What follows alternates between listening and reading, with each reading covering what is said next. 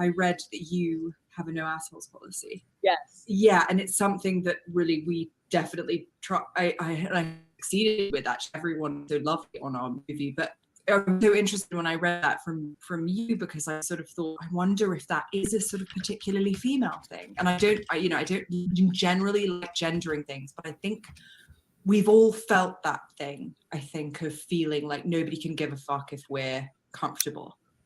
And so certainly for me, I just couldn't bear the idea of anyone coming in and feeling like a hostile environment. I just can't imagine like screaming in someone's face. Someone who's a very established actor and director in this industry gave me really terrible advice that was helpful because I just knew I had to do the opposite.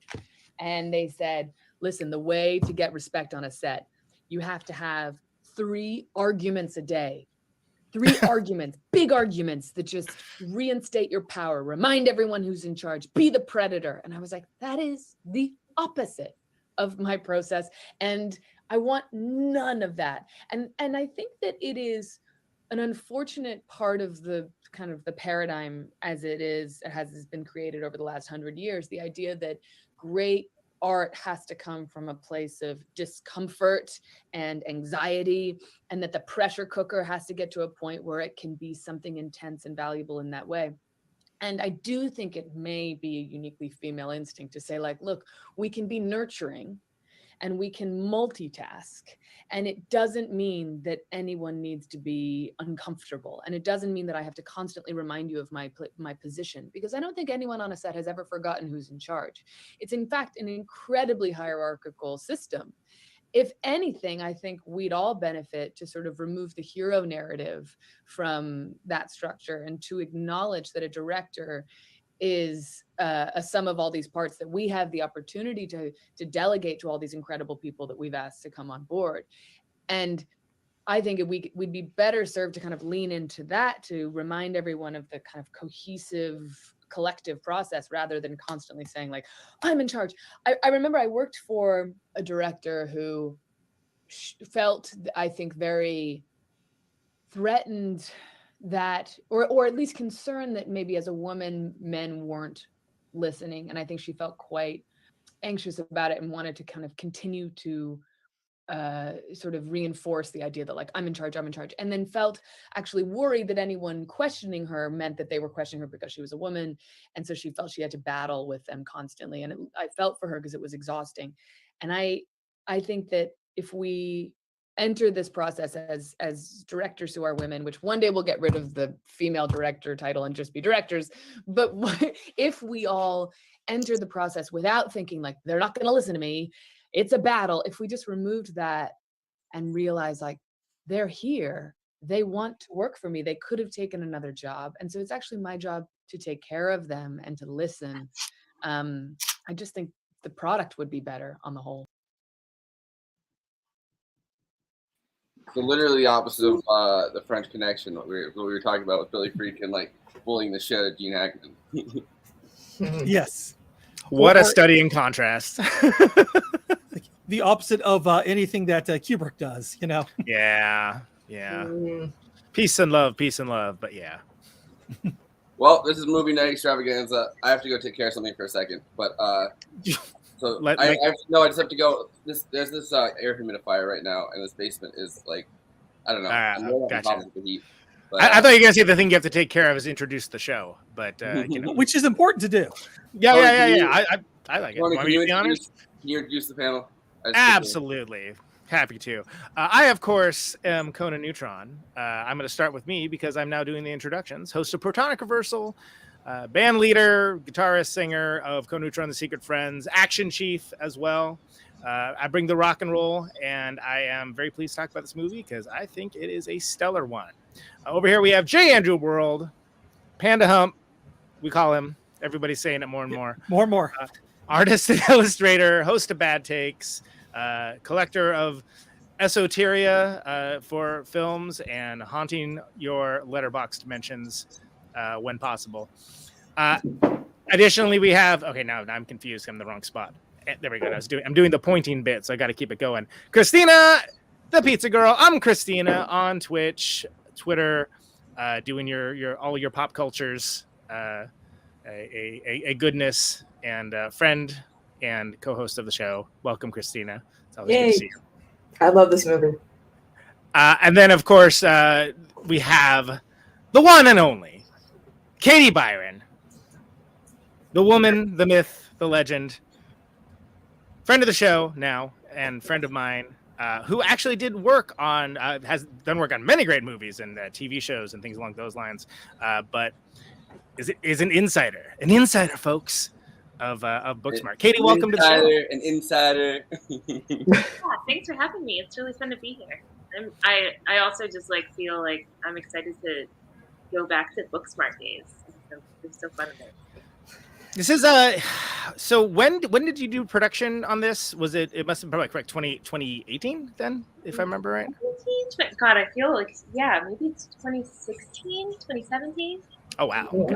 2018. It might have been 2018. I forget. It's hilarious because it feels like last 4 years or like 4 weeks and vice versa. So it's kind of hard to tell time these days, and especially when you're as busy as yourself. But how did you get how'd you get turned on to this? Was this was your first time working with Olivia, right? If I remember correctly. Yeah. How'd you get turned on to that? I just met on the job, and I had worked with Annapurna a few times, and had a relationship with them, and they put me up to the job, and I met with Olivia a few times, and then it just worked. Like it was like really easy to collaborate, and just like ideas were just. It was one of those like meetings where like you start talking and just ideas keep just like exploding. One of those type of friendships. So. How early did she introduce the no assholes policy? Like, was that from the beginning? Something? Oh God, Was there someone that sparked it, perhaps? Well, no, yeah, it's so funny watching that video. I'm like, God, I just love her so much. It's like so fun to have a boss that you just really believe in. Yeah, her no assholes policy. I think early on, she just has been, she's gotten to study under a lot of directors by being an actress, under so many great directors. And I think that's where she got to learn how to be her own, to direct the way that she wants to direct. That's one thing that I got from the movie, like from first watching it, was that it was like, wow, this does not seem like a debut film at all. Like it comes from a very self-assured place. Like it's incredibly informed. Like it feels very naturalistic. Like it's impressive as a debut. I mean, it's impressive either way, but it's impressive as a debut feature, especially. She's amazing. Yeah, and the confidence to let it seems like a lot of the bits in the film were improvised and built upon from improvisation. I cannot speak. Intravenous comedy. Yeah. They bring it by IV. We need a transfusion. Stat. Yes. Word IV. Yeah. Improvisation. The improvisation, yes, seems to be built up. Throughout the production of the film, and there's something very natural about most of the jokes. I think, which I can't imagine all of them being on the page. Yeah, there was and a joke. I think that like one of the things is like because she's so confident, she let a lot of people like kind of like be as creative and bold as they could be. So then you have like everyone taking it further. I mean, like everybody was like, "I'm gonna make the best prop. I'm gonna light it the best," and like Yeah. so it was like everybody was flexing, and she just like really like empowered everyone to like flex as much as possible. So I think that like like it was like all of the. It was just such a fun. It was such a fun environment because we all got to like just be totally brave. Yeah, because some directors can be so restrictive and like stick to the script, do it this way, you have to do it that way, whatnot. So it's great that she was letting everyone kind of like flex their talents and be very free flowing with like what they can like come up with. Yeah, and like also that like confidence. When you're so confident, you just also you inspire confidence. So it's kind of like one of the best collaborative relationships is when you feel brave, but then you also feel like totally fine to have someone say that's a stupid idea, So you can be like, oh, what about this? And then someone can just be like, oh, that's a horrible idea, and you could not be offended by it. So how did that freedom affect your work on the film? It was like, well, in terms of the art department, it was like, I think there was a lot of every single thing we put into the film was like, is it special? Is it something we've always wanted to use? Is it like color choices we've like always wanted to like pull out, or shopping at prop houses, like what thing have we seen that we're like, oh, there's a where's a spot for this? It was just like a way to use everything that we wanted, and also just to like kind of come up with a very stylized version of what this movie could be. Because I think that like one thing that I talked to Olivia early on about it. She really wanted a stylized film, and she was like, "Well, how do we really kind of how can we do it and be naturalistic as well? Like, how can we have that authenticity?" And the idea was like, well, if we elevate everything, like if everything is just like this opulence, we can like pull off this like overall tone. So it's like the dialogue and the art department and the camera choices and shots and everything can kind of like be extreme and over the top and kind of like work in a way. Yeah, I think we're seeing like a new era of directors, male or female, that are or LGBT that are really wanting a very like stylized film. They want boldness. They want certain editing to be done. Like it's really great that we're actually going towards something new with filmmaking. It's about time. Katie, it occurs to me that not everyone may understand necessarily what production design is. And it's it's a mix of people that are like insiders and just film fans. So, and I know this is kind of like one of those like, oh God, really, like kind of things. But I think it might be interesting coming from you. Could you give us like a little just taste of like what kind of work you do on these productions? Yeah, so a production designer is in charge of, how I like to say is we're in charge of the visual world of a film or a television show. So it's everything from locations to the color choices, the painting on the walls, wallpapers, props, set deck, the way things are lit, because a lot of stuff is practically lit. And so, like a lot of the visual story is actually the job of the art department, which is led by the production designer. So on my team, I have like a ton of people that work underneath me that like, I also have the same policy that Olivia has, where like, I like to embolden people and like, give them a lot of like, trust to push themselves further. So yeah, I usually am hired on at the same time as a cinematographer, but I start earlier.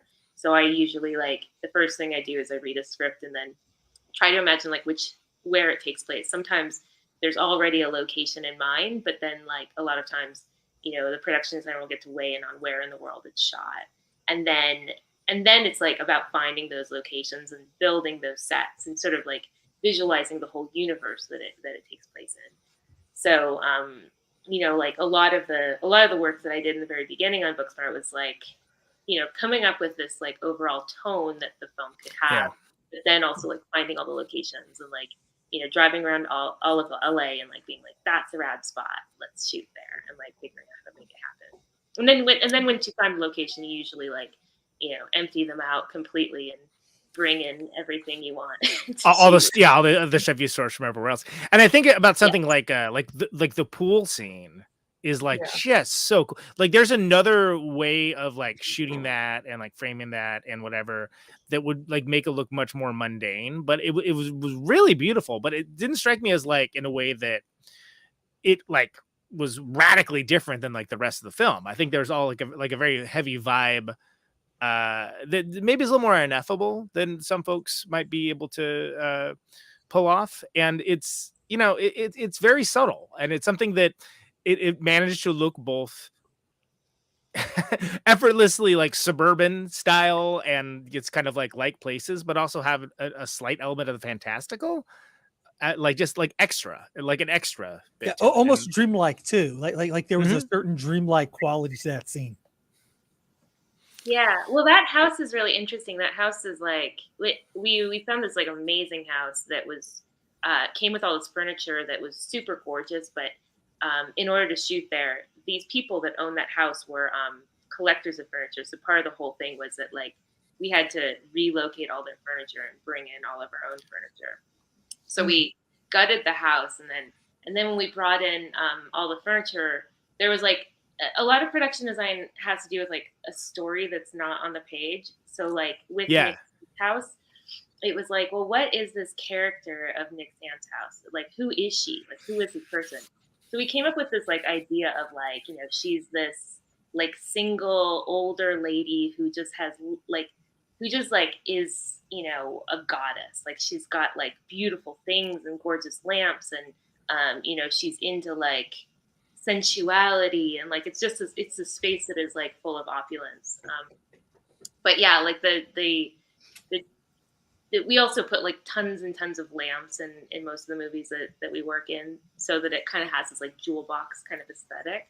But yeah, with that house, it was like, you come up with this story and then like it sort of falls away, but it's there. It gives you some sort of like, it feels lived in too. Like there was, I'm sorry if you weren't. No, that's not, yeah. It totally feels lived in. The world that the movie was set in. So like every location really did feel like nothing ever took me out of the movie.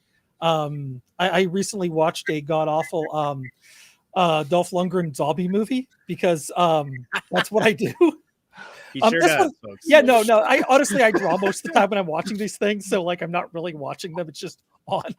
So, but yeah, you can see on my letterbox, I watch god awful films.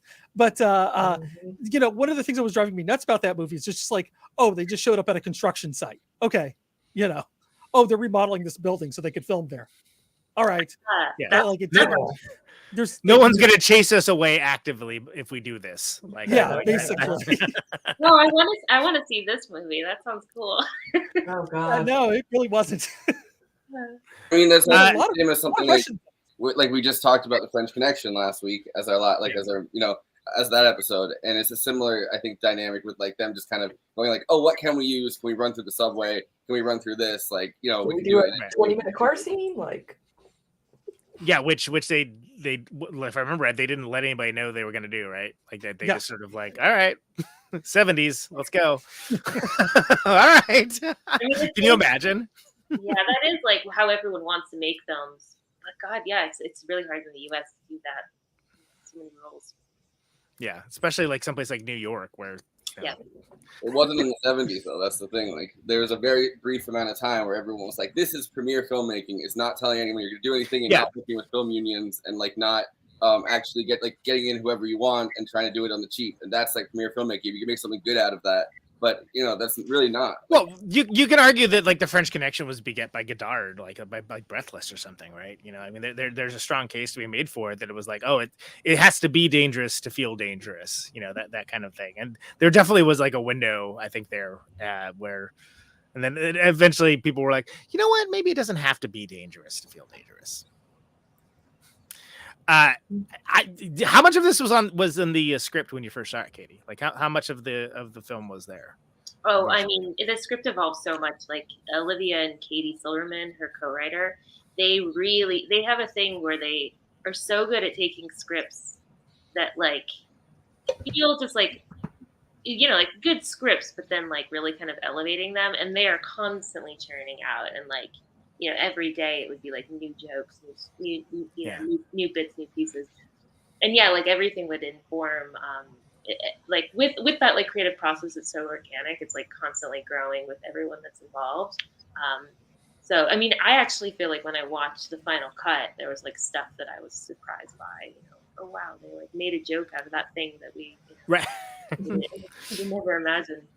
But yeah, it was like an ever changing script.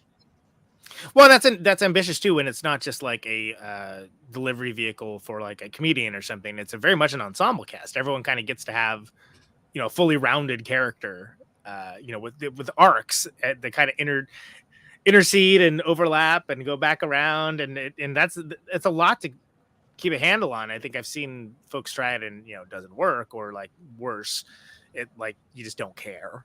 Yeah. And I think this movie does a great job of just, you know, keeping all the plates spinning and then still managing to like keep that basic narrative function going to make it very fun. It was very well rounded, and it's you know, it's a lot to pull off. And I mean, yeah, I'm sure everyone wants to make movies that have well-rounded characters that have arcs, but like most of them don't, frankly. At least from my opinion. Yeah. Lord knows I've watched them all. Yeah, I was gonna say, I was about to say, and Andy watches most of them. Yes. Yeah. And I think the arcs get to be very simplistic in a lot of these like teen movies, specifically like coming of age movies. Yeah. And I don't feel that way with this movie. I feel like they were very complex, well-rounded characters. Nuanced, even. Yeah, it's. Oh, go ahead. Oh, I was gonna say that like this was one thing that like Olivia wanted to do that was different in the very beginning, and she didn't believe, because she's like. Because she's an actress, she feels like there should be no thing as like a bit part, that like everyone should be really well-rounded characters, and just was like every single person like deserves like their, you know, like spin-off. Like every single character should be interesting, and really work to like kind of like create that with each actor. But I think that that's what's so cool about the film, and that's what like, you know, love about a lot of the like teen movies of like the 80s, is they did a really good job of that too, you know, where like every single character is important. Right. Yeah. I mean, like you know, like you know, some like Fast Times, like, you know, like a character like Damone, it's like, oh, you could like have like everyone remembers the lines. It was like, no, that's a pretty like complicated character, like on the screen, like in the same way like Billy Lord's character in this is like where's her spin-off Disney Plus prestige series, you know? Yeah, I love Billy. She's amazing. Yeah, they didn't push her too hard into the thing either, where you're like, I want to know what her deal is, and they're like, no, she's just there, she's kind of rich. She shows up here and there, and yeah. How are you? Why are you here? And she's just like, what? I'm here. I don't know. I got here the same way as everyone else. Like, there's a whole parallel movie you could make of just there, like how Jared and her got from party to party. Yeah, totally. Well, maybe she's maybe this was an actual the first multiverse movie before that was a little more. I guess Porky's. I don't want to talk about Porky's. Come on, man, get that out of there. I think it's a glory hole joke. Now, did we all have a similar experience to Hope these you're proud of characters? yourself, Stevie. Because I didn't. I didn't have a wild like high school life. I didn't even have like a wild like going off to college type of scenario with my life. I was just a boring individual. Like I didn't start drinking until I was 21. Like I had hippie parents, and you know, basically got to see every kind of drug that wasn't heroin done in front of me before I was out of high school. So therefore, the idea of you should be sorry, Stevie. The idea of rebellion wasn't like, hey, let's go out and get messed up. It was just like, hey, let's have some autonomy and freedom and do some of the things we want to do. So definitely much more of withdrawn, which I'm going to say wasn't fun or anything, but like the idea of finding the wild party wasn't exactly my cup of tea, but I definitely knew people that were, and I was friends with them. Because all the friends or people that I knew who I went to middle school and high school with, they did all their partying when they were 12, 13, 14, 15 years old. Yeah. So totally, yeah. Like by the time, like, so I didn't drink until I was 22, and then I mean at that point, like I knew people that had like became alcoholics, or realized they're alcoholics, whatever, went to rehab, came back, relapsed multiple times over before I ever decided, like, yeah, maybe I probably don't have the gene. I can go ahead and get But now they're like 21. They're like, I can't deal with drinking. I get hangovers, and I'm like, haha. I waited until I was a responsible adult, so I don't get hangovers. Right. Exactly. Well, and then so that's and that's a certain type of experience. But I like that it's not like forcing. A lot of teen movies, coming of age stuff, they kind of have a reductive, like, one size fits all sort of philosophy that makes it so that it seems like everyone has like this cookie cutter, fitting into the script, so to speak, of what that experience should look like. And I like that pretty much doesn't happen here. I mean, everyone like a perfect example, right? Like, our two main characters, Molly and Amy, they're obsessed with getting good grades, right? That's the point of the conceit of the movie. And then they said, like, okay, well, we're gonna live instead. But the whole superiority, well, especially Beanie's character, but both of them, they have about like, oh, well, we put in the work, and so we're gonna like be rewarded with this. And then it's like, oh no, they all have, they just also have a well-rounded life. Yeah. And I get to have that epiphany, which becomes a growth experience and something that kind of has them forced into some interesting situations, including ones where they have to have empathy for people that they thought were like one kind of person, like a dullard, or like, somebody they don't want in their life or whatever. And then to have that epiphany of like, oh no, they're actually pretty cool and not that much different than me. And okay, maybe I was being a jerk about this. I mean, is there any better thing for growing up than that, right? To realize that like everything isn't like absolutes and like like black and white. It's great. It kind of reminds me of a film we did called Another Round, in a way, when it comes to relationship with alcohol. It's true. That's true. Not all good, not all bad. One of my favorites of the year. So yeah, I think that it's very well done that everyone has everything that's happening, and they're not necessarily telling you about what's happening. Like, that's the thing that takes me out of these kinds of movies, when someone sort of announces their actions or like what their thought process is. I'm like, come on. I mean, unless it's like so overpronounced that it's like funny or something, but like it's I feel like the coming of age movie is probably behind the romantic comedy as far as that goes, because those are just like, look at Hallmark, right? You don't need to do anything. It's a low. It's just like just ended. It's like just like the lowest hanging fruit, and they're just like, well, we're just gonna pick it because that's all we're gonna bother to do. People will watch it anyway. And I love that this is a smart movie that kind of goes extra with it and shows. And again, there are object lessons, to be sure, but it's not like, hey, everybody, here's the lesson. But they're also like, incredible moments where it's like, maybe don't listen to pornography in the backseat of your principal's car, Yeah. Which is one of my favorite scenes, by the way. And I probably laughed for a solid minute. I was like, okay. I was very glad I didn't see it in the theater, because I was like, I'm gonna watch that again. We gotta watch that whole thing again, because I can't believe. And then him asking if it was Cardi B. Oh, amazing! Yeah, like the tag on it. Yeah, so good. Yeah. So, I think it's there. There's a lot of. It seems very much, Katie, like it was like it takes a village to put something like this together, right? I mean, it kind of.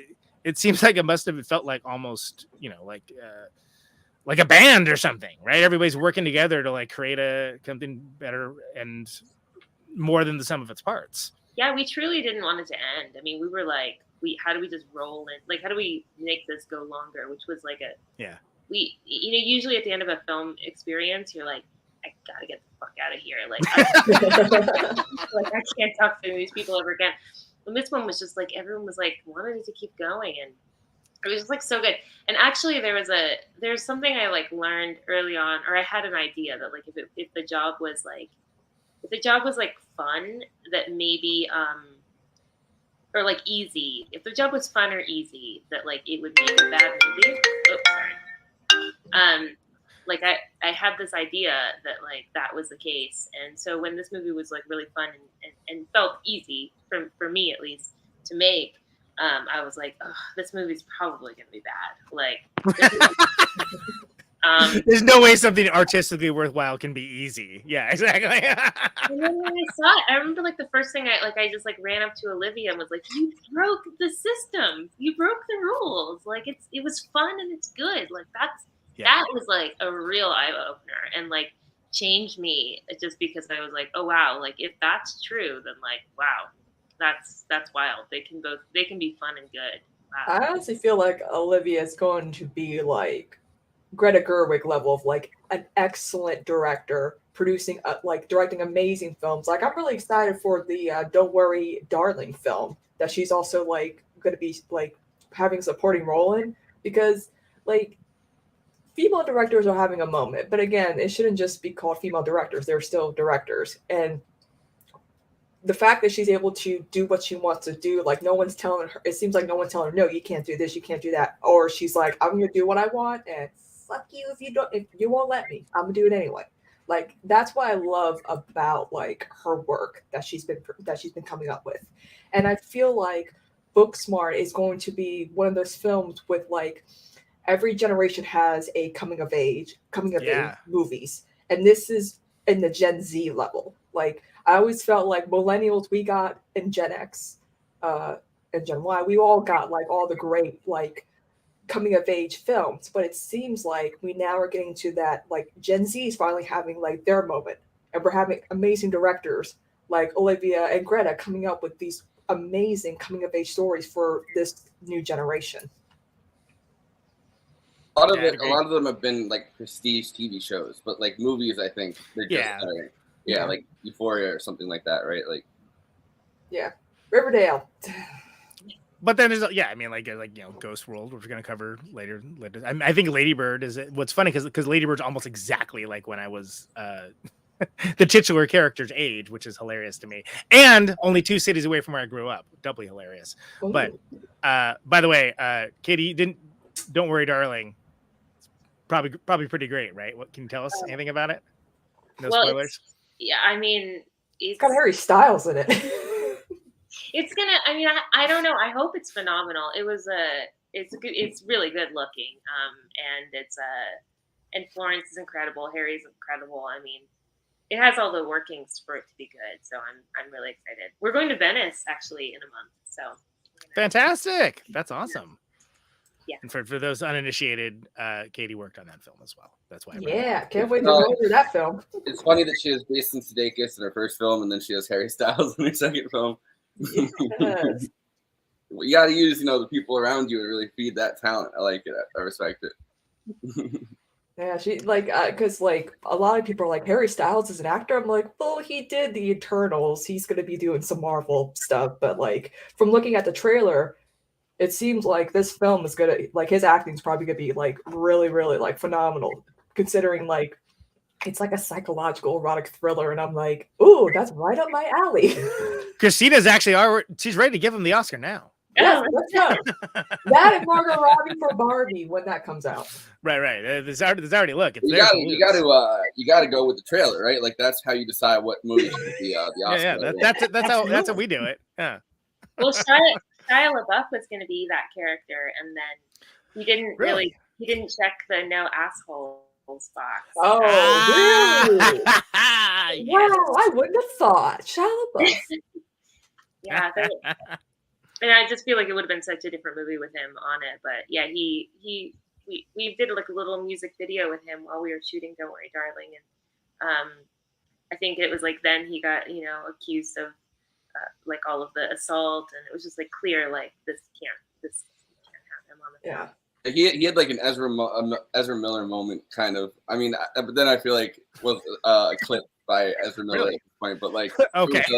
Yeah, no, but I'm saying like for a while, like you're hearing stories every other week about like Shia LaBeouf doing something else. He'd be drunk, he'd be screaming at someone. At one point, Ezra Miller took it up a notch. I was gonna say Ezra Miller is definitely was that escalating quickly. It had like this no asshole policy, so it's like there's a checklist she probably has. Definitely just no asshole, and that's it. Probably, I'm assuming.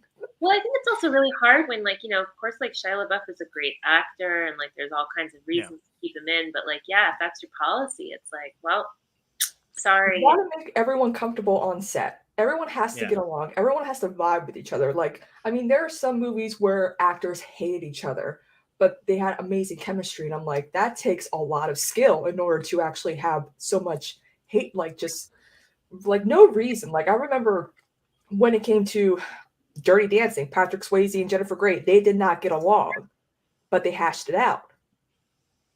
Yeah, and it looked great in the movie, right? Which is what. Yeah. But yeah, then on the other side, if you got like Jared Leto as in the original Suicide Squad, being a prick to everybody because he wants to like stay in character. It's like, oh yeah, that sounds like a real good time. He wants to stay in character, which means that he has no actual talent, and his whole thing is like, oh, I'll make as many stories as I want, like headlines as I want about my ability to method act, and that's which wasn't even in character. He was just being a jerk. He was sending people use condoms at one point and like rodents, like dead rodents. I don't remember that Batman comic. I'm sorry. Coming up next week, Jared Leto. Hey. I would rather die than have Jared Leto. Yeah, that's my $50,000 guest. Where it's that's your Olivia Wilde. Like you have a no Jared Leto rule. Ooh, let's try to get Olivia that's the guest that I would. That's the guest that I would charge $50,000. Oh, for the podcast thing. Right. Yeah. That's right. Like, you can come on it, but like I have to. Yeah. Let's give me Morbius. $50,000 for $50,000. Yeah, let's talk Morbius. Hey, if it's that kind of money, I'll suspend give me $50,000. I will change this podcast name to Morbi Night Extravaganza. What if he was just in the House of Gucci voice? Oh God! I recently watched House of Gucci, and I was like, "Yeah." I get why Al Pacino wanted nothing to do with him. Yeah. Anyway, back to Booksmart. It's you mentioned Barbie. The opposite of Morbius. The opposite of Morbius. Yeah, exactly. They're polar opposites on the spectrum. I love the whole Barbie the action figure. What do we call it? The action figure scene? Like the magical realism sort of like dream drug. Yeah, the haze. Ayahuasca, but Asian. Yeah. Right. I love that. Ayahuasca. But I actually had a question about that too. The idea for that, it kind of reminds me of like how, I mean, her brother's obviously like Beanie Felse's brother's obviously Jonah Hill. And it reminds me of Sausage Party, and then this movie kind of has like references to Superbad. Obviously, this movie I think is a lot better than Superbad was, but like in the same kind of genre. I wonder did that ever come up as like I guess Superbad? No, there was that movie where like Jonah Hill. Oh, is it animated? It's animated or stop motion? What is it? It's CG animated. Yeah, it's good. Wait, Sausage Party? But I'm saying like it felt like that was. Some of that was like an homage almost to. No, but they're literally sausages. That's the. Yeah, I don't. I saw that movie with my ex. Oh, okay. And the last 10 minutes, we were like. All right. Okay. For the audio listeners, Kristina stared into the middle distance. That movie scarred me, man. Just Kristina's face going. Doing that. Yeah, that would be like what emoji reacts. What are we doing on the whatever? It doesn't matter. Anyway, it's funny. So I've never seen Sausage Party, but I did shoot. Well, I was responsible for designing the live action ending that was scrapped. Oh, so there's a live action. Oh, how funny! Oh, okay. God. Wow. And I actually, that is kind of one of the reasons why I got on Booksmart, because that was an Annapurna movie. So I did a little piece, but I never saw the movie. So yeah, no, it wasn't a reference. But, yeah. Okay. So anyway, let's cleanse the Sausage Party from our palate here. Yeah, I wanted to talk about Caitlin Dever, because she is phenomenal in everything I've seen her in, and I've seen her in some garbage. There was a god awful TV show she was in where the episode she was in like was the best of the whole show, and they had some amazing actors on it, but she just takes crap and makes it work. But she was also in Justified, which was a good show. Justified was a very good show. Yeah, as opposed to Monsterland, which I'm sorry for everybody who worked on it, because I was laughing out loud at that show. Turn off the show? Yeah, it looked amazing. Yeah. You turn off fucking the show to say like, this show's good. I can't be watching this. That's not how I spend my life. I only watch things that are got a reputation to uphold. No, I've watched Justified twice all the way through, and I'll probably do it again. Twice? But wow, really? Twice? That's Twice, an intense show. Yeah, no, I love Elmore Leonard, so of course we're going to watch it more than once. It brought Walter Goggins to popular consciousness too. He was only supposed to be in like an episode or two. Or something. Yeah, because in the short story it's based on, he died. Yep. Anyway, it wasn't Stargate, but that was a perfectly reasonable deviation from the beaten path from Andrew World. Everybody Also brought up Caitlin Dever was in that as well. To prominence. I like that actor a lot. Yeah, no, yeah. She needs to do a lot more and bigger and better parts than Monsterland. I love Beanie. In my opinion, she deserved a lot better than what happened to her in regards to Funny Girl. I will say. Oh, that. You know what? I'm only dimly aware of this. Like, do I need to care about that? What happened? Well, there was always some issues with like investments and the producers when it came to Funny Girl, and the reviews weren't that great. Even though I felt like she did a pretty. I mean, in my opinion, Fanny Brice is always going to be Barbra Streisand. No one can replace her. Sure. Yeah. And so she was scheduled to leave a little bit later, but then Bean decided to, abruptly like leave the show like for good, and then Lea Michele gets cast, and I'm like, oh great, it's like an episode of Glee. So I'm hoping that the spirit of Naya Rivera ruins Lea Michelle's opening night of Funny Girl. I saw a headline the other day that was like, they brought back Lea Michele for some reason, and it was like the most condescending headline towards her. Not in reference just to that. It was just like, oh, are we gonna have her like let her make a comeback? Oh, all right, that's. I guess. I'm friends with people who worked with her on Spring Awakening, and they're like, she's a nightmare to work for. I'm like, of course she is. She just looks like it. I haven't watched a whole bunch of Glee, but I've seen certain episodes of Glee, like when it first came out, and she seems like a nightmare in that show. Well, the weird thing is go back to that first episode, and that first episode, she was like this really likable character, and then the writers are like, wait, no, we're not doing that for her. We're and not for her. That is not her thing. She is not. Yes. And then they made her like the worst character on the show.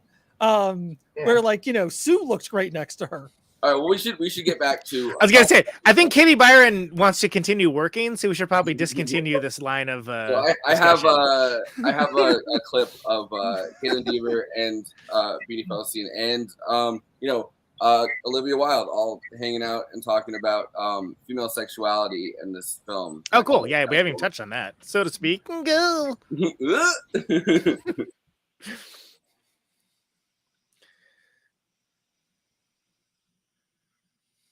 I just want to say thank you so much for making this movie because it's so incredible. Thank and you. If I had this movie growing up as a gay boy and seeing like queer characters represented in this way, I'd be like, yes, thank you. This is what I need.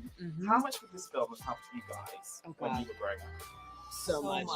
And in what ways? This movie is not a makeover movie, which Right. I So love true. so much. I feel like there's so many movies that I grew up on where the women in the leading roles felt the need to change something about themselves in order to be accepted by their crush at school or to just be accepted by society. And I feel like that was a really big thing for me. Yes. So true. No assimilation, no desire, need to. No ponytail down. These girls know, Glasses off. they know moment. exactly who they are. Yeah. They know how fun they are and how smart they are. Yes. And they have no shame in it.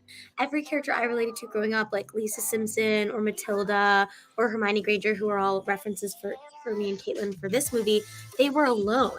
They weren't with another girl. Like even Hermione, she has two guy friends. Yeah. And I feel like to see not one but two of these characters and their lack of competition between them, in fact, like their aggressive obsession with each other, would have been really, really meaningful for me. Because also what's amazing about what you guys are saying is it's kind of like a movie where you go, I can see you. And I can see what you're doing, and this is really amazing. And I see who you are as the person that you actually are, and not like a stereotype of whoever we're expecting someone to be. Yes. Can you remember a time where someone said to you, I can see you, and how that changed you? Well, it's funny. I referenced it when we were making the film, but I had a very good friend once say to me in a moment of like crushing insecurity and doubt, she said to me, have you met you? And I thought, that's a really beautiful thing for a friend to say. Like, I want you to see yourself the way I see you. I want you to value yourself. And I felt very seen by her and valued and filled with a sense of confidence and support that I was like, this is why we need our friends. Sometimes we completely lose perspective on who we are and our value, and you can slip very quickly into this place of just like, well, I'm worthless. And these friends who tell you like, I will not let you degrade yourself, I will not let you minimize your skills and talents and beauty and all the other things that make you special. Have you met you? Because I will continue to remind you who you are. And I just Yeah, I mean, this is one of the best depictions of friendship I think I've seen in the screen in a while, frankly. Like, and you know, I'm just seeing that from the perspective of just friendship in general, let alone two young ladies.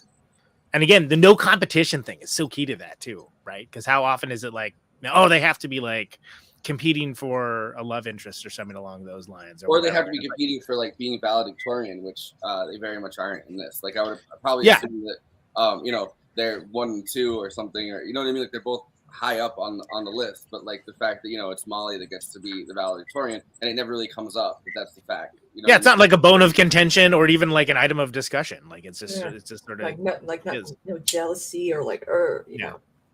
It's refreshing. It's refreshing in a way that like when I watch it personally, and again, of course I can say this, like, you know, just look at me, but like you know, it seemed different. I was like, wow, so this seems very different in a lot of ways. And it's interesting hearing people talk about it, because a lot of the things of just, you know, seeing certain types of characters represented and have it not be like a, hey, everybody, check out like this person, you know, like it's natural. It feels all feels very natural. And that's how it actually is a lot of the times, but you just never see it in media. And I think that's starting to change. That's starting to change now. But like, it's like friends being supportive of each other for once without there being any like ulterior motives or animosity or anything like that. Because I remember when my senior year, the two smartest students in my grade, they were friends, but they were still competing about who would be valedictorian, salutatorian. I'm like, you both have like the same like grade point average. Just do it alphabetically. Nobody will care in 10 years. Exactly. You know? Well, actually, a little quick story about that is that the valedictorian, he ripped like the school board and the superintendent and all that, and he put American flag on the podium. They put him in school suspension after the graduation ceremony. It denied him his diploma, and I'm like, he's already like left high school. Yeah, like, can you do that when someone's graduated? I thought that was sort of like, apparently my school did it. I don't know. I thought I wasn't going to get a diploma when I put on the Captain Flannel mask, but they gave one to me. Was that school in New Jersey or South Carolina? South Carolina. I think derisively towards both of those states. In South Carolina. I'm like, I thought they would be proud of a guy being patriotic and putting the American flag on the podium. But no. I guess my school was a living commie school. They were like, that's not a Confederate flag. Yeah, maybe that's what made them mad. That's the flag of Northern aggression.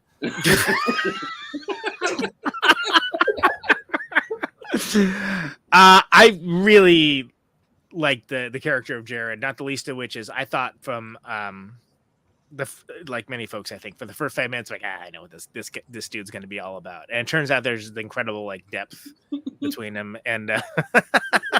God damn it, Kenzo. my Ezra Miller comment was because we talked about Ezra Miller last night for like 20 minutes on Red Flag. So like that was in my head. Yeah. I was thinking about Shia LaBeouf. Oh, and Ezra Miller, Flash, running. You know, I get it. It's a good gag. It's a good gag. No, it's good. Yeah, but there's so much. They just can't catch him. Right. Them. That's. I got corrected for that last night too, but they just can't catch them. Right. We regret the error.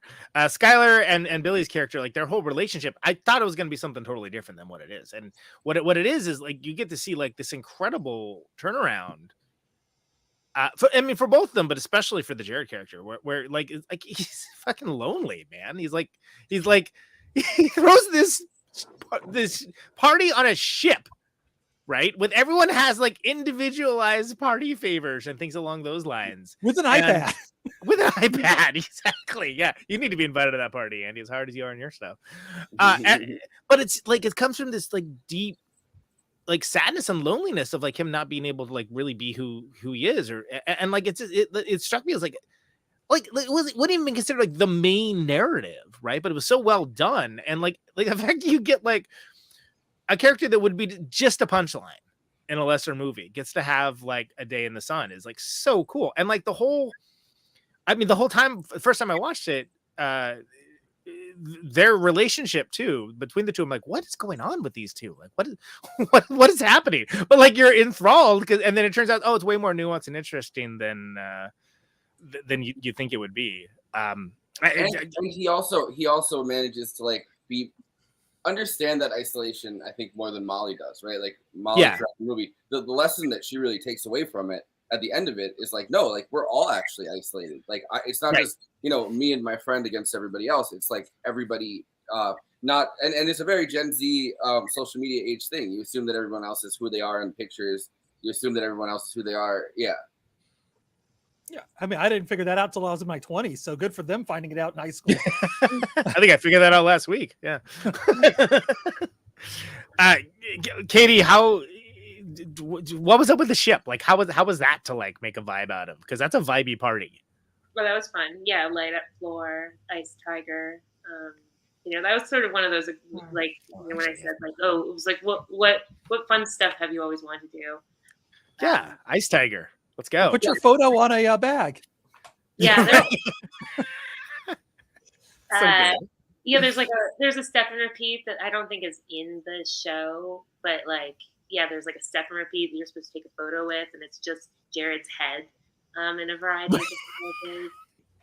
And then like, the entrance of the party just says like, get ready to get bashed.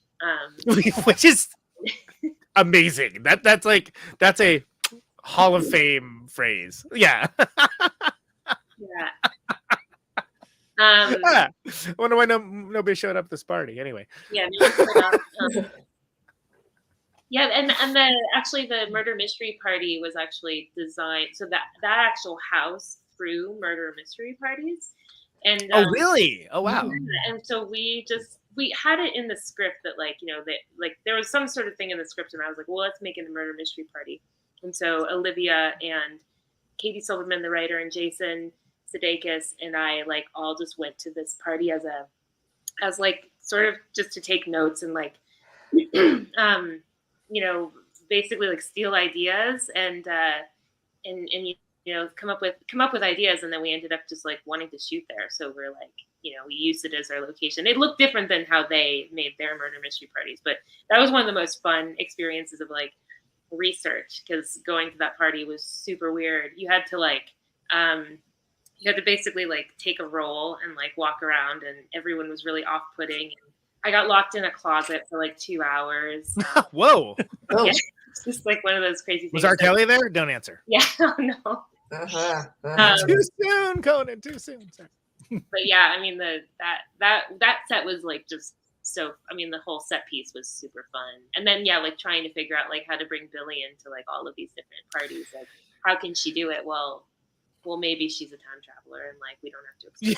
Yeah, right. You never know. What I love the it's such a good gag too when you have the like, because you got this immersive murder mystery party going on, and like, you know, it's sort of like, you know, he's running around like, oh, you know, be serious, you know, pay more attention, like what, and then like you see there's like the moment of like the rest of the family just like away, like, oh, you know, is it still going? You know, I forget what the line is, but just like, oh yeah, how's it going? You know, like, yeah, and they're in the kitchen. Is the kitchen right there? And they're just like hanging out, like, you know, being out of the way, so as not to be like embarrassing or whatever. And it's such a that's so fantastic. He didn't have a no assholes policy though. Well, maybe for everybody else, but not for him. Right, yeah. But like it's so funny because you think about like the scope and scale of what throwing that in high school would be. Is like you'd have to have a lot of resources and a pretty permissive family. Yeah. And so like it's like then you see the moment of like, oh yeah, they're just like letting them have it. Yeah, they're not permissive, they're terrorized. Right, exactly. He's like, Mom, I told you can't come out of this room until fucking 11 o'clock. And they're like, I'm sorry. Just close the door. Yeah. It's like, oh no, this family's scared of this kid. Yeah, because there's like let him do it. Just let him whatever he needs. Added last minute that little bit because we're like, well, whose house is this? And then we're like, let's put the family in the kitchen.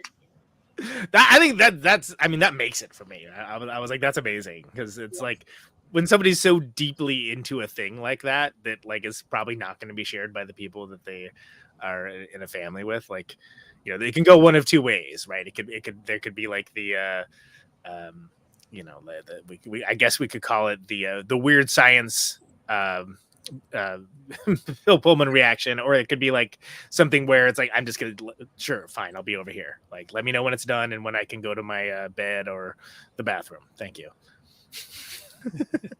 Don't have your theater goons beat up your family again, please. Like, just let your family. Yeah.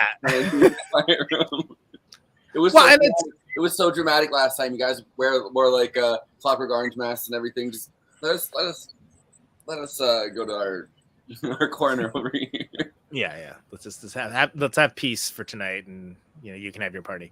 I think it's well, and I like the idea of them searching for like this experience that they feel that they've been denying themselves by their studies, and then like seeing the different types of parties that can play out, and then none of them really being like the perfect part. Even like the one that, you know, then even it's not really the perfect party. It has the appearances of being perfect, but it's almost like the Bears with the Goldilocks or something, right? To a certain degree. This girl is too straight. This girl, no. I like to party. This pong is too long. This pong table. At each party, one pong table is too short. One pong table is a little bit too long. This pong table, I don't know. He dipped from it and went and made out with the girl on the floor. We didn't need to finish our game. We need to find the perfect pong game. Really do. I do think for a movie this delightful, it's amazing that it actually has like a serial killer who, in fact, talks about all the behavior you shouldn't do to make things easier for a serial killer. That is, yeah. I remember like what's his deal? Why is he just like, so thinking about like tying them up in the basement? This is weird. Okay, that's very specific. Maybe he listens to murder mystery podcasts. All right, yeah. And then I like that it seems like a throwaway bit, but it actually ends up being very pertinent. Yeah, because they could have had that bit and then left it there, and I wouldn't have asked that question again. But for that, like the thing, and for her not to know it, right, sitting in jail, and she puts up the thing, and she's like, "What?" Like, well, that was actually added in last minute too, because we needed a way to get her out of jail. It's perfect though, right? I mean, you couldn't just bring the get out of jail free card and put it down. I picked this up at one of the other parties. She's got to get out of jail free card. We have to let her go. Yeah.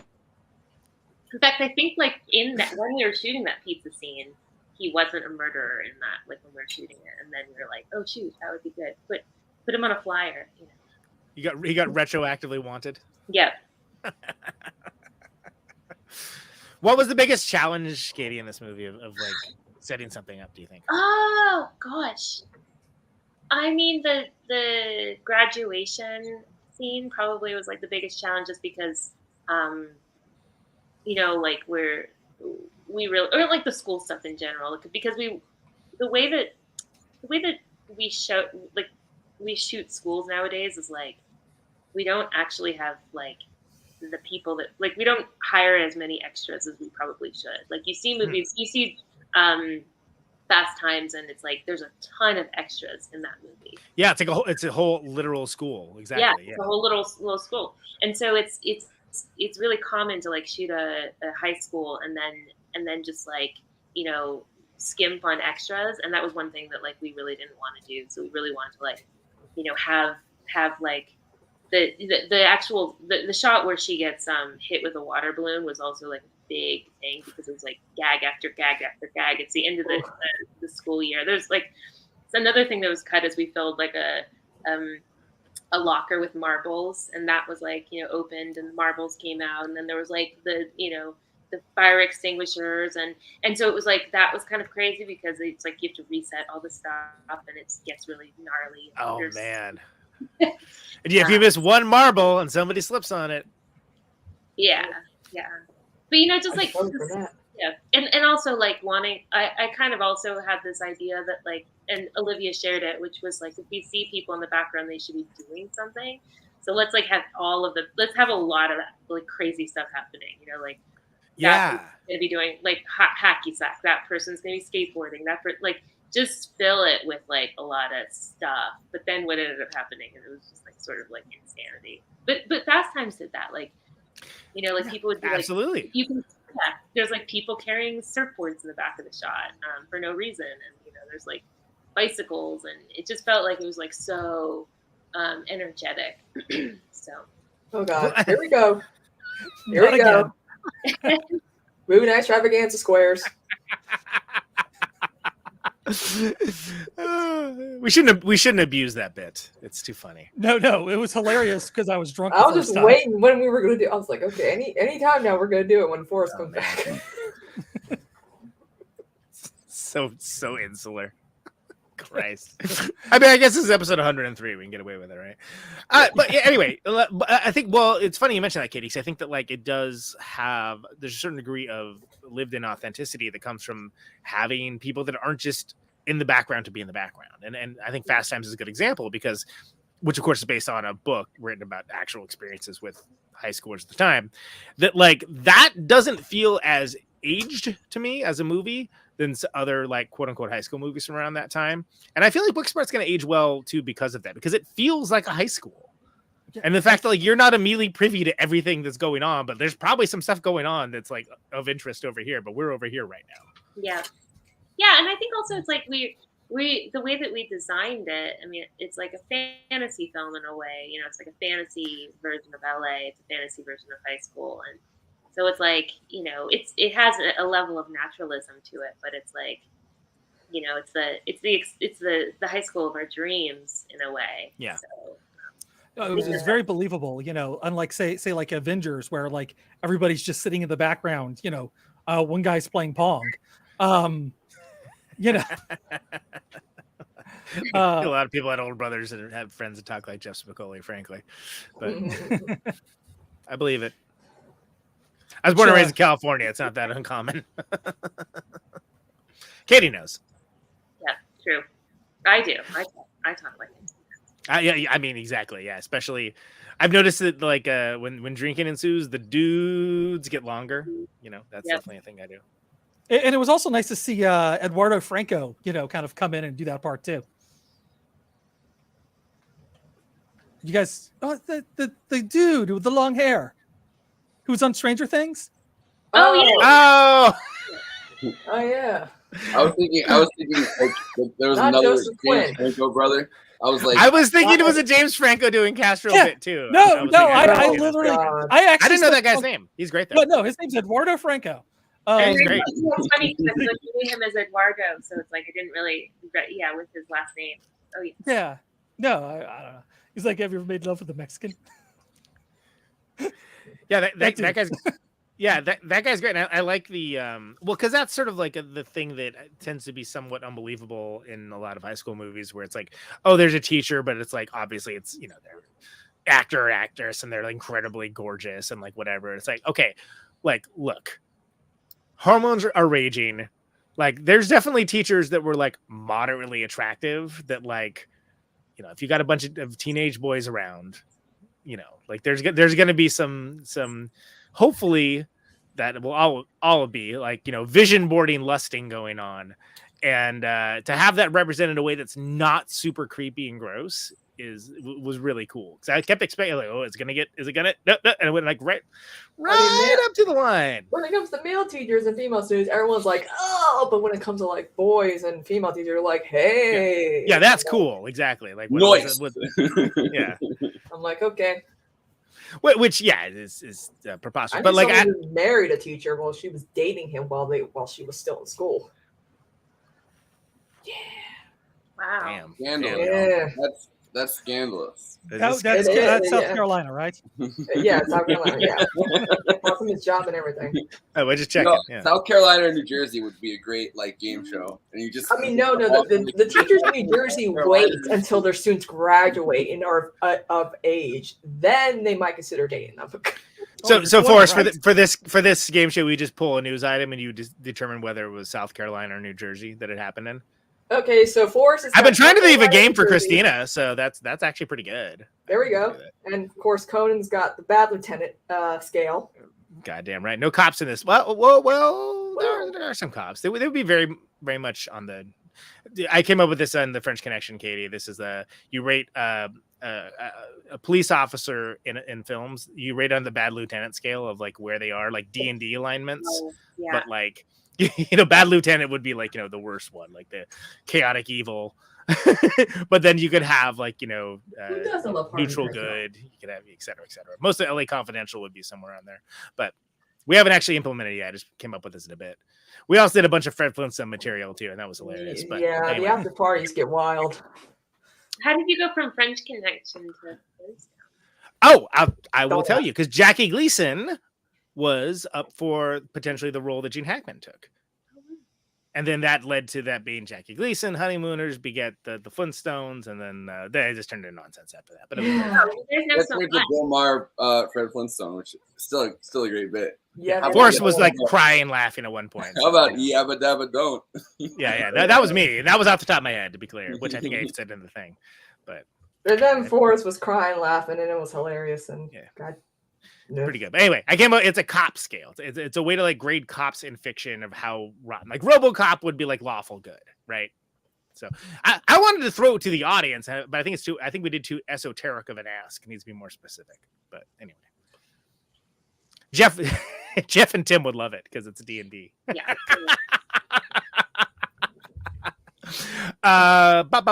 Okay, so. Yeah, so talk about the graduation scene. Like how that's got to be nuts. Like you don't get a lot of bites of the apple with that, I would imagine. Yeah, well, we shot that over a couple days, and yeah, like the biggest thing with that is like the light. Like it's kind of boring to talk about, but like where the light is. So yeah, my mom made all of the curtains on that scene, and yeah, but I guess like the challenging stuff is like all the stunt stuff. With the car, there's a lot of like Olivia loves like car chases and like she would love the French Connection. Yeah, exactly. It's literally all I remembered about it from when I saw it as a kid. I was like, oh, it's only like 15 minutes, but it's a great 15 minutes. There's a really back to the French Connection. Yeah, and don't worry, darling, she added some car work that is just incredible. Nice. Nice. Maybe we should have her come on and we could talk Ronin. Yeah. Nice. That's handy for you. I think that like car stuff like really sort of like encapsulates like a it's like the idea of like we're gonna be reckless, like get in the car and go crazy, that feeling. Yeah. So I think that's like why like they keep making its way into like her movies. They really like mean something. I feel like when I drive to work sometimes I like have this thought of like I'm really taking off right now. Peeling out, doing a bootlegger's turn, Yeah.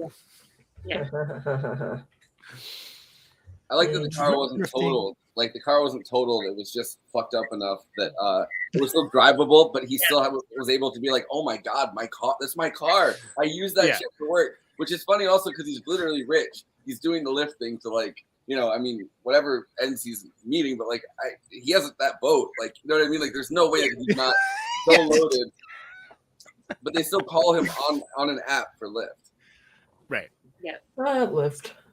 Well, it's that's one of the things that makes that character interesting, right? Because he's in a way, it's almost a normalizing thing for him just to be able to do that. And it's also a way to be social. Yeah, it's a way to be social. It's a way to like meet new people. Yeah, it's very true. I know a few people that have done it. They have nothing but stories about it. Not all of them good. I know some relationships that started on Lyft, actually. Really? All right, we'll save that for the after party. So when it came time to like the ladies' rooms, right? Because these are characters that are in transition, right? Mm-hmm. They're not quite adults, but definitely not children anymore. They're not what was girl, not right? I was trying to phrase it in such a way not to have that happen, but I'd fail miserably. You were right to call me on it. That's kind of a fine line to do, right? Because it's a certain age, right? There's a certain age and certain there's certain interests, and you can tell a lot by a person. Based on what do they have in their room, like what kind of stuff like went into the thinking with that. Yeah, I mean it's funny because it's like it's like with these characters. I mean, their rooms are very different. Their houses are very different. Like Molly is like as a single mother, it's an apartment. Her room is like she just hangs out in Amy's room all the time. Like any chance to like leave the house and go hang out with Amy is like she takes it. So like Amy's room is definitely much more like lived in and like has lots of texture and yeah, I think that there's like a cleanliness to Amy's room. There's like an OCD like level, like all of her. Another thing. I mean, not the panda, but like everything else in the room. Well, yeah. But the like the drawers were all labeled with like all the drawers are labeled, all the like cabinets are labeled with what things are in them. She's got like everything to make arts and crafts and protest posters and she's really like we wanted these girls to just be like very very like into their hobbies in kind of like an obsessive way and yeah, like Amy has more money than Molly does and yeah, there's like little bits of like their childhood in it but yeah, kind of like once again we took a lot of liberty in making a fantastic version of it because I feel like I've done a lot of research on what the teenage bedrooms look like right now, or at least like 5 years ago. And they're like, I mean, people don't put stuff up on their walls really anymore. Like it's kind of coming back. Really? Okay. There's no like everybody uses references of like, and then the girl has a collage of everything she likes cut out from magazines, but like that doesn't happen anymore. People don't get magazines. So like it's like teen bedrooms look very different. So we took some liberty to kind of like add that like vintage level of like there's stuff on the walls, there's like stuff everywhere. But yeah, that was kind of a liberty. I have no idea what you're talking about. Well, you're not a 17-year-old girl, Conan. So. Despite my best efforts, yes. Looking at my wall, you think I was. I was gonna make a joke about Andy broadcasting from a Russian gulag, but I thought it was too mean because he had a brick background for a while, and every guest would be like, "Hey, what's up with the stand-up career?" Oh, that's good. That's really good. But he's working on it. He's got the bisexual lighting going. Hey, what about me? Kristina, you're always ruling the game. You don't get an award for it now. Okay. No, this is we just bought the place like a month and a half ago, so like it's been a slow process of getting like everything where it needs to be. Currently, my computer is sitting on a desk stand, which is sitting on top of a microwave, so it can be tall enough to actually. Oh, you can make yourself food while podcasting. While broadcasting. Yeah, I could. Good. You can multitask. It's great. I can just plug it in. Yeah, pop, pop, pop. Beep, beep. What's that? Oh, it's just I'm what's that sound? Food. Oh, it's nothing. Just take out a fucking hot pocket and start. It's got a chalupa. Hey, where did that come from? Have you seen the video of the guy who broke into the bank to make a hot pocket? No. No, he's like getting arrested. Rafi from the league and like his pocket dog. Yeah, no, he's like getting arrested. And like, was it worth it? He's like, have you ever had hot pockets? Yeah, it's worth it. I have nowhere to go with any of that, but yeah, Kristina has best lady in the game that isn't Francesca. Yeah, certainly best lady. On the here's the thing. We're in there's a thing called the Purple Squad, and it consists of me, Miki. Well, she's no longer podcasting. Francesca and Farron Cousins, and anyone who's got purple aesthetic for like their background. All right. Farron literally was like, Can Andy join your club? There you go. Yeah. Club? Yes. It's gonna. I need to buy more lights and get them more pointed. Because it's a low barrier of entry. People have to buy a light bulb and they're in. Yeah. No, I got 3 lights going right now. It's not bad, but like I got the professional studio lights, which I didn't know how. I'm not assaulting your manhood. I'm just making an observation. No, this is. I don't know. I could get more colors. I can get some green. Colors. Green wouldn't work. Speaking of colors, hey Katie, what kind of colors did you like putting in this movie? Like. Oh, it's funny. I don't. That was good. That was a nice thing. Yeah. They desperately tried to dig out of this bit. Yeah.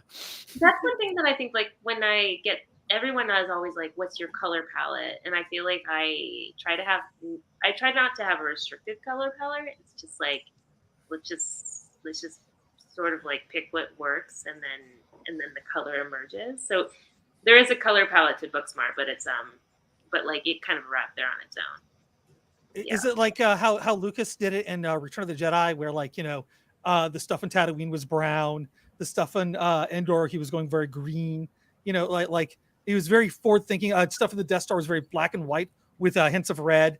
It was so you knew where each place was because it was so distinct in its color palette. Did you try to do something not quite as stark? Be a different color. Every planet, we've got our different planets. but yeah. I think it just happened naturally. I mean, the thing that I basically design sets around is like lamps and lighting. So it's like what sort of jewel box, what like opulence, what like is it amber glass or is it rose colored glass? So it's less about like solid color and more about like the variety of color through glass. I don't know if that makes any sense, but I follow you because I think like that. Look at this. Look at my wall. Yeah, there you go. So, it's funny because like, I feel like there's a lot of like talk in production design about like color theory and like, you'll hear all the time like, oh, like, we should like not introduce red until like something bad happens and then it's there. And then all of a sudden, like, it's taking a turn or that character is in healthcare. So her house is purple. Like that was like a Breaking Bad thing, I think. But so I don't really do any of that stuff. I think that's kind of crazy. Yeah, it was Marie. Everything in that house was purple. It was. I remember. True. Yeah. My house was pointed that out, and they're like, it looked like Kristina's. Yeah. Exactly. Marie was in the purple club. She was not in the mineral club where they're because she kept. Yeah. Katie, have you heard the term bisexual lighting? Are you familiar with that term? No, what's that? This. Well. It's also one of our favorite images to show is this is the Wikipedia entry for bisexual lighting. What? It's that scheme of like purples and blue, but it's a skeleton, so we love showing this off whenever possible. For Halloween, I'm getting myself a skeleton to sit back there. It can be the bisexual lighting skeleton. Yep. Is it because it's like the idea is it's like pink and blue together, or is it just like what? Why? Yeah, it's like the bisexual pride flag in a way. Like mixing like the pinks and the purples and like the blue. I have to get a new moon lamp. I like to keep it blue, so I'm missing the blue in my bisexual lighting. I feel like we should name this skeleton because we bring it up more often than some returning guests. Yeah. Should be a gender neutral name. Anyway, we'll work on that in the after party. Billy. Yeah, that works. Oh yeah. There you go. Yeah, there could be Billy Billie Billy. Yeah, there you go. So it's and then Bill was my favorite companion on the New Who. So Bill Potts, fantastic, fantastic companion. Named after Billy, what's her face from the beginning of the show? Billy Lord. Billy Lord, yeah. I again, daughter, show some respect. And I had forgotten about that, and I was like, oh yeah. But like, it's funny because like I said, if there ever was a character, like if there was a Booksmarter, which I'm sure there will not be, but like you would have to see what she's up to, like what's she up to? Yeah. Like, where is she wildcarding now? Oh gosh, yeah. Like what's that story like? She's actually one of the teachers at the high school now. Oh, there you go. She's teaching a fashion class. There you go. Or she might be one of those people that is like 21, is like, I do not drink anymore. I don't do anything. Yeah, just done completely with like any wild card activities. Yeah. Just meditation. That's all she does. Right. Yeah. And she's going to be like Screech on Saved by the Bell, the new class, just for some reason still at the high school, even though he graduated a year earlier. Right. Exactly. Just never left. Really. Yes. Why would you leave? There's just the obligatory Screech reference there. Yeah, wedged it in. You took the crowbar and you wedged it in. We appreciate that about you. Yes. Moment still. Also, because this does deal with categorization, how we do categorize different people. And the fact is, we're living in 2019 and we're still doing this. Because people are still going to come here and be like, these are powerful female roles. And it's kind of like, find me a woman who isn't powerful in her own right. Hello, come on. Hello. Yes. Good morning. Yeah, yes. Good morning, Britain. It's what we're doing here. But like, can you recall a time when someone's trying to categorize you guys as something, and how have you overcome that? Yes. As actors, it's constantly happening. Constantly. Growing up, I was, and I still am, obsessed with musical theater.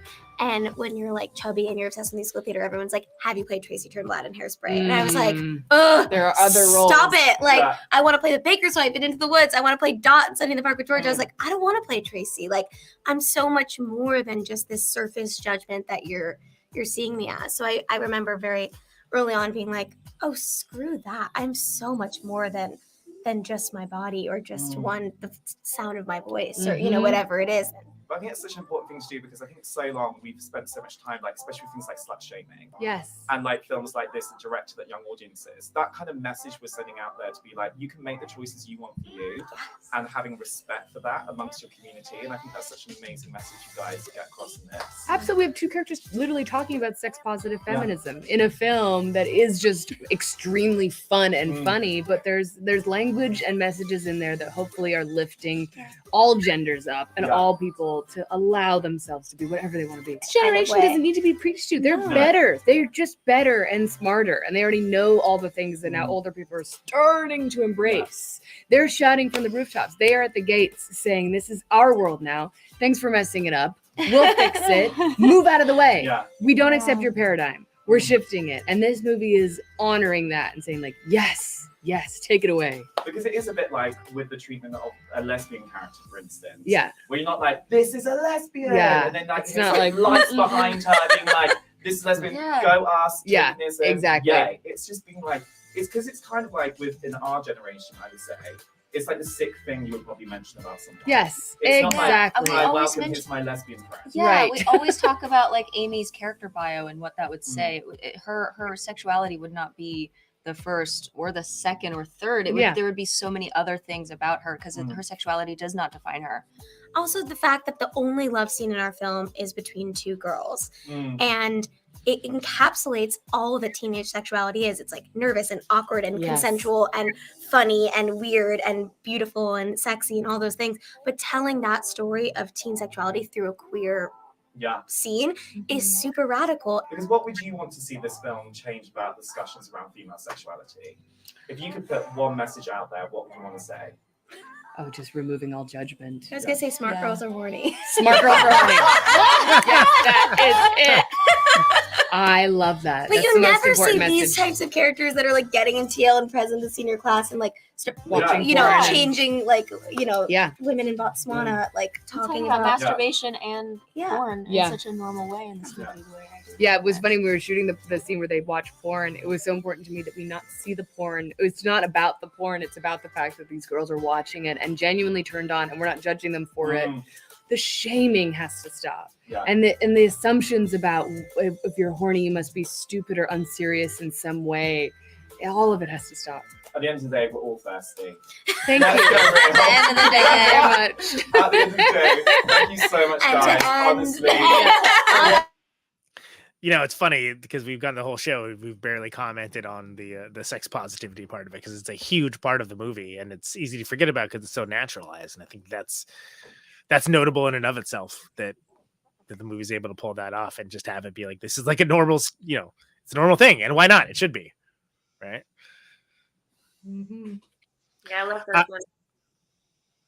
What's that, Katie? It's just like I love watching those women. I love those women. Yeah, it's pretty great, and you know, it wasn't certainly hasn't been the focus of this discussion, but I love that. Again, there's something about presenting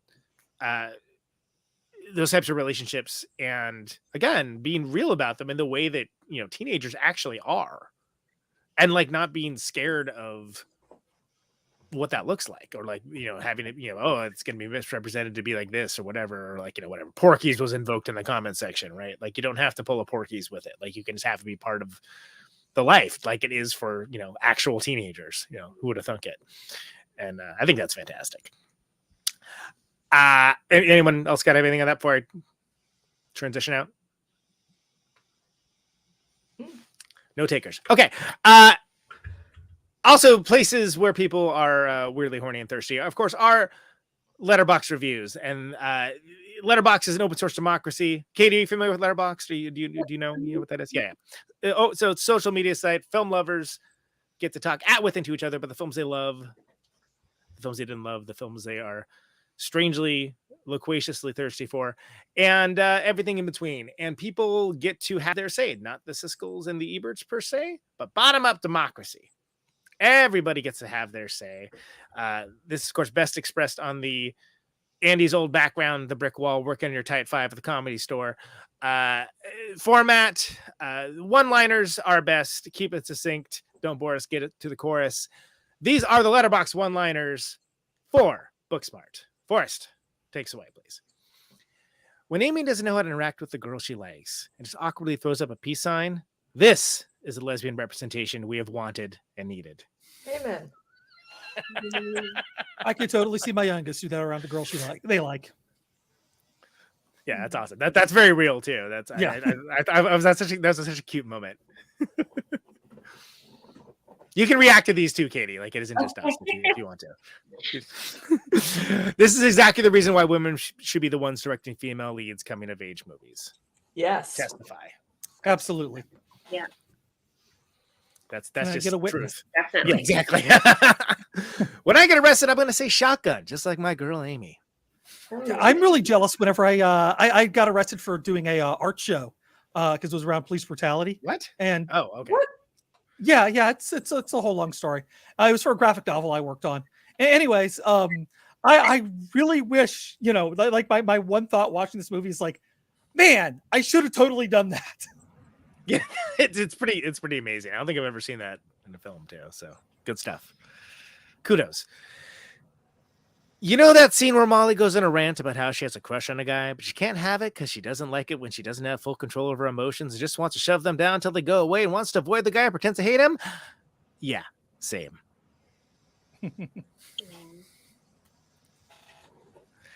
Praise the Lord. Yeah. That's LOURD for the audio listeners, by the way. Yes. That's the joke. Mm. The principal asking if the lesbian porn blasting is Cardi B is maybe the best joke to ever happen in the history of the moving image. Yes. Oh, was this before or after WAP? When did that come out? This is set in 2019. WAP came out 2 years ago. I know that because a couple days ago they put out the thing that was like WAP came out 3 years ago. Gotcha. So it would have been a different Cardi B. Me with every character in this movie. Oh my God, this is my favorite character. Yes. That's the best. Which goes back to what we were talking about earlier, right? Everyone's well-rounded. Everyone has an arc. Everyone has like a lived life, and it feels different. It hits differently. So, Jared, I would wear a shirt with your face on it. They're cool-looking shirts. Why not? Yeah, you can do. I've worn worse lately. I've walked around with Conan's face on my on me. So. You have. And Forrest. Technically, it's all of us. Yeah. Yes. Or three of us. Not Kristina. It's the picture in the corner. I have a shirt with that on it. The only face anyone might want to look at that we don't have on the shirt. But anyway. Yeah. Well, that's Falcor. So and Audrey. You can just Photoshop Kristina's face on Falcor. Wow. Yeah. Yeah, that's a good response, Kristina. All aboard the SS lit as fuck. That's our name of our after party, by the way. That's that's true. Those are the Letterbox one-liners for Booksmart. You can, of course, follow the show, which Movie Night Extravaganza. That's Forrest over there. I, of course, am Conan Neutron. All over Letterbox. Come at me. Come at me? That's confrontational. Andrew World. Yeah, please no. That is classic after party material, my friend. J. Andrew Panda Hump World over there, watching all the weird stuff so you don't have to, or maybe so you can later. He's on Letterbox as well right about now. I'm Kristina, watching all the Johnny Depp movies and also ones that do not feature Johnny Depp. And making a whole thing of it. Katie, you have a Letterboxd account? Should I? I don't mean to. I don't, but maybe I'll get one. If you do, everyone should follow Katie Byron on Letterboxd, a place for film. J. Andrew Panda Hump World, take us away with the plugs, please. All right. Since you're watching us right here on YouTube, do the YouTube things, like, subscribe, comment, hit the bell, and of course, the big ask: watch the video to the end. I know that's hard, but you get that great Conan Neutron song at the end. You can't. It's a fair deal. We worked hard so you can watch it to the end. Also, J. Andrew, fair deal world. Yes, we are on Twitch. A true man. And please, like, I don't know. Do you like videos on Twitch? I don't even know. I don't have. We can't be on Twitch. Well, we're not on Twitch anymore. We're not on Twitch. Okay, I will skip that. Cool. The plugs will get shorter. Yes. All right.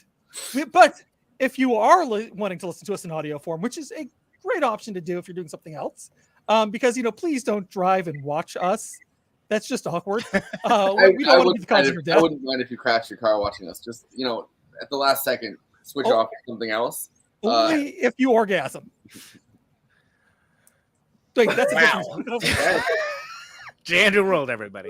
Yes. I wasn't going there. Sorry, I was going Cronenberg. I was just going that I want the views so much that. But we are on the superior crash, to be sure. But anyway, please continue. Yes. We are on most podcasting apps. So please find us on there and do all the liking and commenting and all that good stuff if you can. And wait. Do all that good stuff. Yes. If you can. Yes, if you can. Don't do it, I guess. Exactly. Now we do have a Patreon. The Patreon, if we get 50 subscribers, I think Forrest was going to watch Morbius, which is why he just left. We can go do it. Yeah, he's like, I said no such thing. It's not Morbin time. Bye-bye. He's like, no, I got to check into rehab.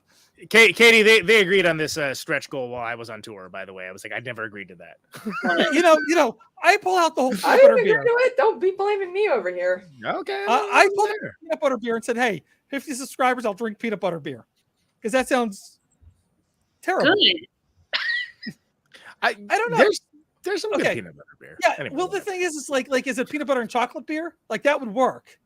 Yeah, it's like a chocolate stout with like peanut butter. It's like Reese's, but liquid. Yeah. But no, Belching Beaver does one, I think. But there, I found this just pure peanut butter, non-alcoholic beer. It sounds like the worst thing possible. I will drink that if we get 50 subscribers. There you go. On the Patreon, everybody. Patreon. Yeah. Patreon.com, Movie Night Extravaganza. All right, yep. what else? And we done this yet? You also get to After Party Forever. After Party Forever. We never get it. I know we gotta count it off or something. You know what we should do? We should you should do the recording like I suggested. Like how Stryper did Battle Hymn of the Republic. This over dramatic and we should just get Stryper did that. Record a song. They did a very hilarious version of it. I'm sorry, their version's so good it's funny. After Party Forever. As done in the style of Stryper, like when you see like karaoke, like and it does like in the style of Michael Jackson or whatever. It's like in the style of Stryper. Yes. There you go. Also, Kristina is on Twitch. You should go there, like her, follow her, subscribe. Yes. Because keep me at 168. Yeah, or more. and hit up her Patreon because she needs patrons. Yeah, if you don't want to, this is my thing. If you don't want to subscribe on Twitch and be like, hey, $4.99 seems like a lot, and you don't have I don't want Bezos to give my money. But if you have Amazon Prime account, month, guys, $1 a month, and you help support my stream. Amazon Prime, it's free. Yeah, help pay for her bisexual lighting and internet stream. Yes. Yeah. But I'm gonna be bisexual Batman. $100 this month. That's good. What else you got, Andy? Yeah, Conan. Who's coming up on Protonic Reversal this week? Scott Pico, Almanac Man, and Bear Claw tomorrow. So that should be a good episode for the nerds that know who those bands are. I don't actually. So, and Chat Pile week after that, the whole band. That's a little more in the zeitgeist. Okay. And you got Action Chief is out. Nothing But Solos. Is that right? It's getting closer. It's just the solos is the name of the album. You're getting closer though, and I appreciate that about you. Yeah. Yes. And because it's a dangerous nomenclature, which is also available on Bandcamp. It is. We're getting the vinyl in a couple weeks, and you know what I really should do is write it down because I didn't. I do have dangerous nomenclature down there. Good. Well, yeah. You can still buy it. Copy's still available. Neutronfriends.bandcamp.com. And the vinyl's out, right? Yeah. And we're the Chicago and Milwaukee shows coming. There's a ton of stuff coming up for West Coast, but I can't announce it until next week. So. Okay. Well, stay tuned. Watch the space, people. You got a Patreon. Patreon gets you early access to Protonic Reversal episodes, and subscribe to Protonic Reversal on YouTube. Yes, indeed. All right, and Katie, do you have anything you want to plug? We didn't talk about this before the show because no, I don't do that. Okay. No, I'm kidding. Katie is ubiquitously doing cool stuff. Katie worked on Come On, which I, as determined correctly, was the best movie of last year. So, although we didn't actually do like a tops of 2021. Yeah, it was like between that and Barb and Star, right? Barb and Star's very good. Yeah, it's up there. It's on my list. Which, so Katie, honest question. Anything you want to like bring up that we're gonna do final thoughts in a minute, but anything you want to bring up that maybe folks can check out? Man, I Katie Byron Instagram. I mean, check out this movie when it comes out. Funny. I'm a little brain dead because I started at like 5 a.m. this morning, so I'm just like, I've got to get out of this industry. Katie posts a lot of pictures of like cool places he's staying. We're on set, like they kind of like neat little like kind of like what Instagram used to be before. I'm gonna get myself in trouble if I keep talking, but anyway, Anyway, that's that. Thoughts? All right. I think yes. We're gonna hand it off to Forrest for the final thought segment of the moment. And just disappeared. So final thoughts for the movie. Anything that we didn't discuss? Anything that we did discuss and get into depth of? Katie, anything on Booksmart? Final thought wise that you want to share with the audience and us? I'm so glad that you guys watched it, and I'm glad that like it's still in part of the like conversation. I think it's rare to get to speak on something that like was made 5 years ago. Everybody wants to talk about the thing that you just made, which you can't usually talk about. So it's nice to like talk about something you guys all know. It's nice to have you and have someone informed with it because we don't get to do that very often. So it's a very nice treat. Yes. Kristina? So when this movie dropped on Hulu, I was really, really excited because I wanted to see in theaters, but I never got the chance to. So I watched it and I loved it. And it's one of those movies that I just kept watching over and over and over again. Everything about this film is like flawless to me. Olivia Wilde's direction was incredible. The set design, production was amazing. The acting and the storyline is just phenomenal. Like I had mentioned before, this is like a Gen Z coming of age film, a film that this generation desperately needs outside of like TV shows and whatnot. So I'm looking forward to more of Olivia's projects. One of them coming up really soon. Like I think like next month, maybe? Is that right? September? Is that when it's coming out? Sure, yep. It looks great. Panda Hump. What's up? Yeah, no. How do we not actually mention? We mentioned your name, your nickname on the show. We never actually talked about that. I guess we don't need to. But no. I mean, it was such a great. I loved also the scene where the parents are like rubbing the panda on their face. I know. God, it's no, don't do it. Ah. Oh yeah, it's such a great moment. But anyways, I think the only thing I do want to say is that I think the only thing that is probably not going to age well is the whole baking tampons in Zimbabwe, because lions can smell blood. It's like, come on, they've been living in Zimbabwe for how long, and having to deal with that kind of that's kind of they didn't call it out for being like settler colonial or whatever combination of phrases you want to pull out to mention about it, and they kind of stood out to me like that would have been a good joke to have to kind of like be like, hey, isn't that kind of, just somebody at some point to say like, call that into question. But I don't know if that would have completely derailed the movie in other ways. But let me derail your final thoughts and say it was Botswana. Botswana, yes. And it was a very, honestly, like as a line, it's funny. But which is like, important in comedy. Yeah. Yeah, but will it hold up? That's the question. And I just wanted to bring up that lineup because after I thought about it and it started to not sit well with me. And I could see it that being like the one thing like years later people are like, yeah, it's really good, but that Botswana joke, man, they could have done without that. All right, so then I will not comment on that and instead do my final comments, which is say that I think this is a delightful, rollicking, and hilarious romp. I used the word delightful earlier, and I mean that earnestly. There's strong three-dimensional characters here, real stakes, and I think it is, as Kristina very importantly put up earlier, it was a very newish take on a coming-of-age story, and I think it's very needed. And that this is actually the movie that led us down the path of doing basically a month of movies along those lines, not necessarily like this, but doing coming of age movies. I'm really excited to cover those. I think it's going to be really interesting to see the width and breadth of all of them.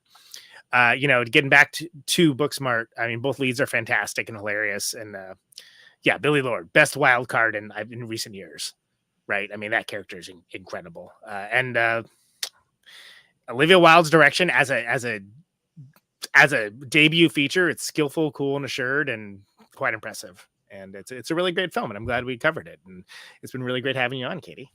Thank you so much.